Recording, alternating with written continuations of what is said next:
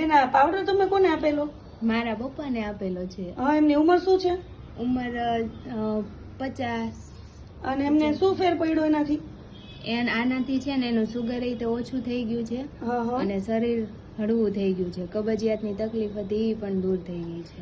બરાબર છે. શરીર હળવું લાગે છે. અને શરીર સુગરમાં સારું. કેટલો ફેર પડ્યો? સુગરમાં બહુ એને આખો દિવસની સવારમાં એક ટેબ્લેટ પીતા હતા ને ઈ બંધ થઈ ગઈ છે. બરાબર, એક ટેબ્લેટ પીતા હતા એ બંધ થઈ ગઈ છે.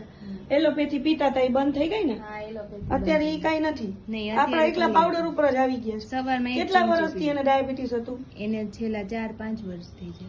તો એને એલોપેથી દવા મુકાઈ ગઈ છે. હા, મુકાઈ અને ગઈ છે. એકલા પાવડર ઉપર જ છે. સવારમાં એક ચમચી પીવે એક જ ચમચી સવારે જ પીવે છે.